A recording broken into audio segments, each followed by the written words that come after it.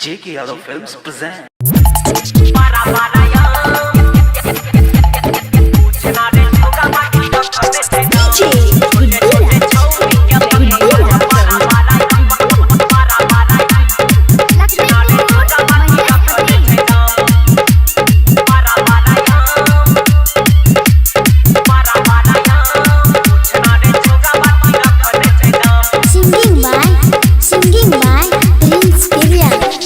छोटे छोटे छौरी के बारा बारायाम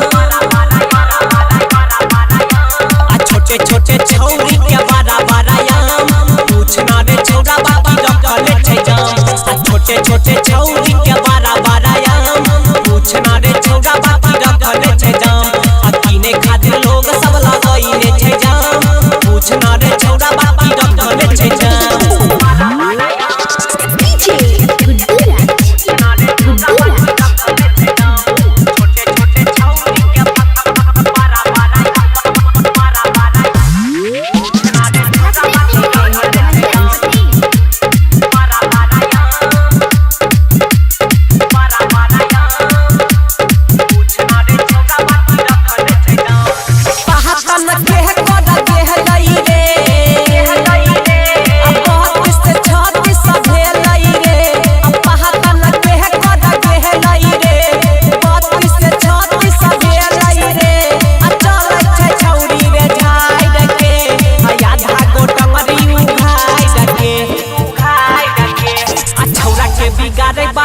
रे एकर काम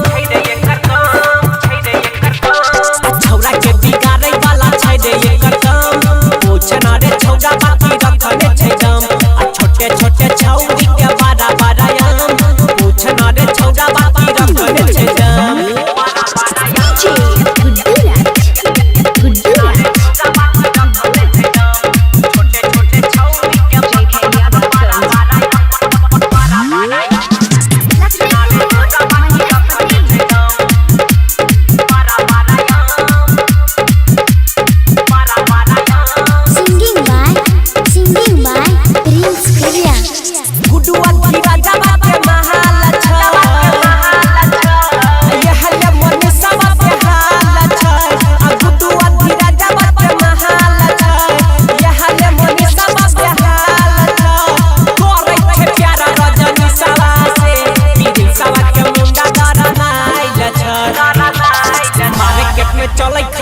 करे दुकान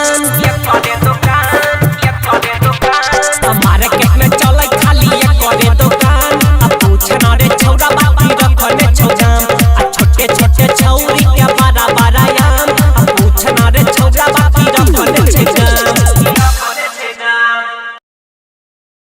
J.K. Yadav Films